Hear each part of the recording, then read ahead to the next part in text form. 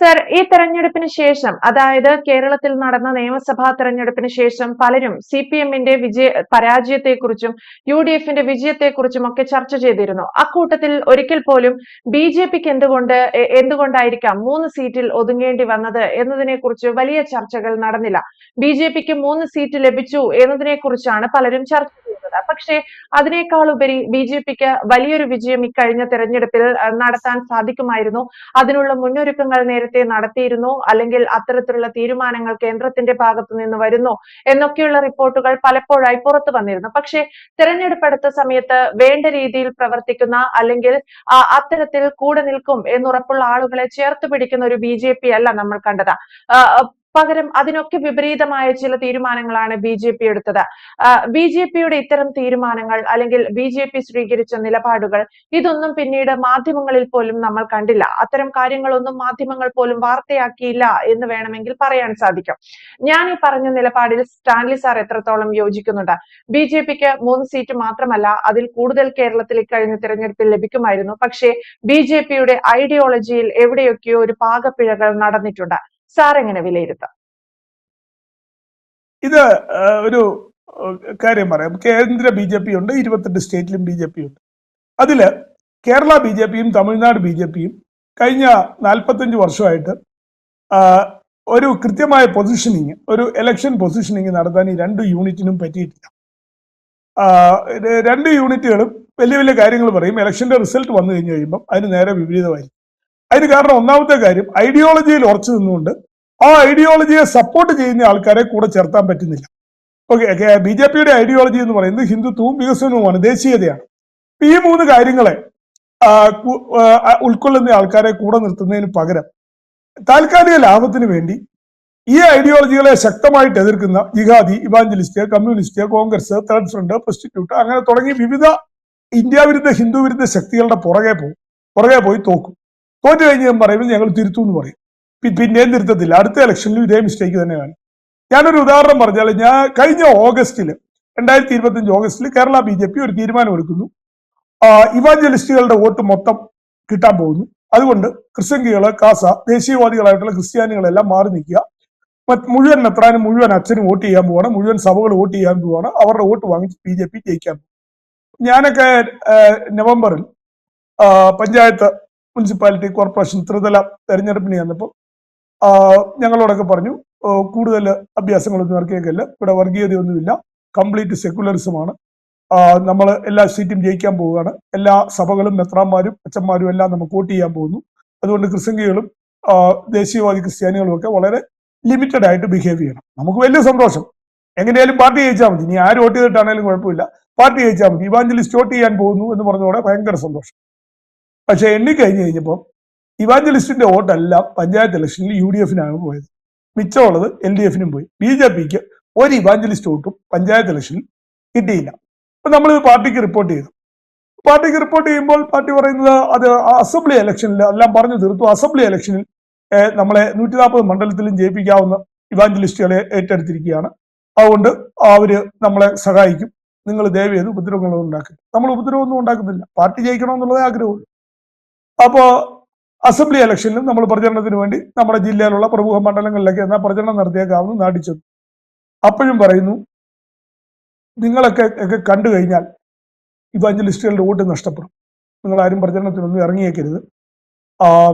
ഇവാഞ്ചലിസ്റ്റുകളെല്ലാം മെത്രാനും അച്ഛനും എല്ലാം നമുക്ക് വോട്ട് ചെയ്യാൻ പോവുകയാണ്. കാഞ്ഞിരപ്പള്ളി, പാല, പൂഞ്ഞാർ മണ്ഡലങ്ങളെല്ലാം നമുക്ക് കിട്ടും, മുഴുവൻ ഇവാഞ്ചലിസ്റ്റ് വോട്ട് ചെയ്യാൻ പോവുകയാണ്. നമുക്കറിയാവുന്നവരുടെ വീടുകളിലൊക്കെ പോകുന്നു, താമരയ്ക്ക് വോട്ട് ചെയ്യുന്നു, തിരിച്ചു വരുന്നു. എണ്ണിക്കഴിഞ്ഞപ്പോൾ ഒരു ഇവാഞ്ചലിസ്റ്റിന്റെ വോട്ടും ഒരു മണ്ഡലത്തിലും കിട്ടിയില്ല. ബിജെപി ജയിച്ച 3 മണ്ഡലം പ്യുവർ ഹിന്ദു വോട്ട് കൊണ്ട് മാത്രം ജയിച്ചതാണ്, പ്രൗഡ് ഹിന്ദുസിന്റെ വോട്ട് കൊണ്ട് മാത്രം ജയിച്ചതാണ് 3 മണ്ഡലം. അപ്പോ ഇതിലെ വേറൊരു കാര്യം, ഇതിന്റെ ഇടയ്ക്ക് ഒരു കാര്യം കൂടെ മനസ്സിലായി. പ്രൗഡ് ഹിന്ദുസ്, സ്വാഭിമാനി ഹിന്ദുസ്, വിരാട ഹിന്ദുസ്, പ്രാക്ടീസിങ് ഹിന്ദുസ്, അങ്ങനെ അഗ്രസീവായിട്ടുള്ള ഹിന്ദുത്വവാദികളെയും ഒഴിപ്പിച്ചു നിർത്തിയിരിക്കുകയായിരുന്നു ഇലക്ഷൻ പ്രചരണത്തിൽ നിന്നും ഇലക്ഷൻ പ്രോസസ്സിൽ നിന്നും. കാരണം സംഘികളും ക്രിസ്ത്യങ്ങളും പ്രചരണത്തിന് ഇറങ്ങിയാൽ ഇവാഞ്ചലിസ്റ്റിന്റെ വോട്ട് കിട്ടില്ല, സെക്കുലറുകാരുടെ വോട്ട് കിട്ടില്ല. അതുകൊണ്ട് 10-45 വർഷം കൂടെ നിന്ന മെയിൻ ആൾക്കാരോടൊക്കെ മാറി നിന്നോളാൻ പറഞ്ഞു. അവരൊക്കെ എങ്ങനെയാലും പാർട്ടി ജയിച്ചോട്ടെ, റിബല് കളിക്കേണ്ട ആവശ്യമില്ലല്ലോ. നമ്മൾ പാർട്ടിയോട് ലോയലായിരിക്കുക, പാർട്ടി പറയുന്നത് അനുസരിക്കുക. അപ്പൊ ചിഹ്നത്തിന് വോട്ട് ചെയ്യുക, ചിഹ്നത്തിന് വോട്ട് ചെയ്യുന്നു. പക്ഷേ അസംബ്ലി റിസൾട്ടിലും സംഭവിച്ചത് ഇത് തന്നെയായിരുന്നു. ഇതിന് കാരണം അന്വേഷിച്ച് ചെല്ലുമ്പോഴാണ് അതിലും വലിയ രസം. ഈ കോടനാടൊക്കെ ആനയെ പിടിക്കാൻ വേണ്ടി വലിയ കുഴി കുത്തും, എന്നിട്ട് അതിന്റെ മുകളിൽ ഇലയിട്ട് മൂടും. ആന നടന്നു വരുമ്പോൾ ഇതിൽ ചവിട്ടി ഈ കുഴിയിൽ വീഴും. അങ്ങനെയാണ് ആനയെ പിടിക്കുന്നത്, ആനപിടുത്തത്തിനുള്ള കുഴി.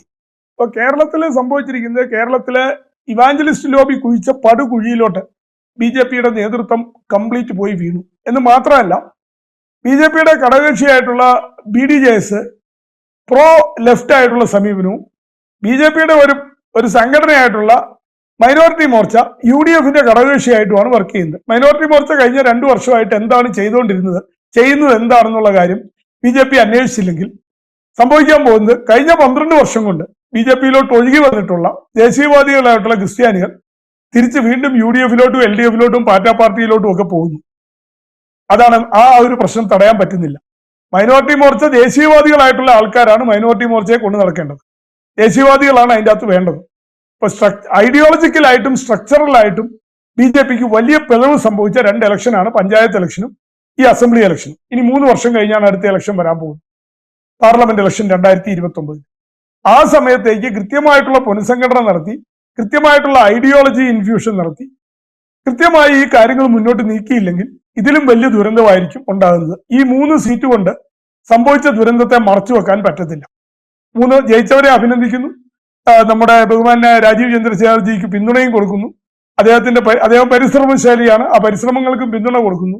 പക്ഷെ ഐഡിയോളജി ഇല്ലാതെ പരിശ്രമിച്ചാൽ ആ പരിശ്രമം വേസ്റ്റ് ആയി പോകും. അതാണ് സംഭവിച്ചത്. ഐഡിയോളജി ഇല്ലാത്തവരെ കൂടെ കൂട്ടി നടത്തിയ പരിശ്രമമാണ് വേസ്റ്റ് ആയി പോയത്. അതുകൊണ്ട് ഐഡിയോളജി ഉള്ളവരെയാണ് കേരളത്തിലും തമിഴ്നാട്ടിലും BJP കൂടെ കൂട്ടേണ്ടത്. തമിഴ്നാട്ടിൽ തിരുത്തൽ പ്രക്രിയ ആരംഭിക്കുകയാണ്. കേരളത്തിലും തിരുത്തൽ നടത്തിയാൽ കൊള്ളാം. അല്ലാതെ മെത്രാൻ വോട്ട് ചെയ്തിട്ട് MLAയും MP യും ആകാനിരുന്നാൽ BJP അതുണ്ടാകുമെന്നുള്ള പ്രതീക്ഷയില്ല. മെത്രാൻ നടത്തിയ 1000 വർഷം ഇവാഞ്ചലിസ്റ്റും ഒന്നും BJPക്ക് വോട്ട് ചെയ്യത്തുമില്ല. അത് മനസ്സിലാക്കാനുള്ള മിനിമം ബുദ്ധിയെങ്കിലും നേതൃത്വം കാണിച്ചാൽ കൊള്ളാം. യെസ്, BJPക്ക് പിഴച്ചതെവിടെ എന്നത് ഒരു വലിയ ചോദ്യമാണ്, പ്രസക്തമായ ചോദ്യമാണ്. BJPക്ക് ഒരുപാട് സാധ്യതകൾ ഉണ്ടായിരുന്നിട്ടും കേരളത്തിലും തമിഴ്നാട്ടിലും അത് വേണ്ട വിധത്തിൽ ഉപയോഗിക്കാൻ സാധിച്ചിട്ടില്ല. സാറ് പറഞ്ഞതുപോലെ കേരളത്തിൽ ഉൾപ്പെടെയുള്ള BJPയുടെ ഒരു നേതൃത്വം പടുകുഴിയിലേക്ക് വീഴുന്ന കാഴ്ചയാണ് നമ്മൾ കണ്ടത്. 3 സീറ്റ് ലഭിച്ചു എന്നതിനേക്കാൾ ഉപരിയായി സീറ്റിന്റെ എണ്ണം ഇനിയും വർദ്ധിപ്പിക്കാനുള്ള എല്ലാ സാധ്യതയും കേരളത്തിലും തമിഴ്നാട്ടിലും ഒക്കെ ഉണ്ടായിരുന്നിട്ടും BJP അത് ഫലപ്രദമായി ഉപയോഗിച്ചില്ല എന്നതും, മറ്റു പലയിടങ്ങളിലും കയറിയിറങ്ങുന്ന സമയത്ത് കൂടെ ഉണ്ടായിരുന്നവരെ BJP കണ്ടില്ലെന്ന് നടിച്ചതും വലിയൊരു നഷ്ടം തന്നെയാണ്. വ്യക്തമാണ്. Thank you Stanley sir. കൂടുതൽ വാർത്തകളും വിശേഷങ്ങളും നിങ്ങളിലേക്ക് എത്താൻ ABC മലയാളം സബ്സ്ക്രൈബ് ചെയ്യുക, ബെൽ ബട്ടണും അമർത്തുക.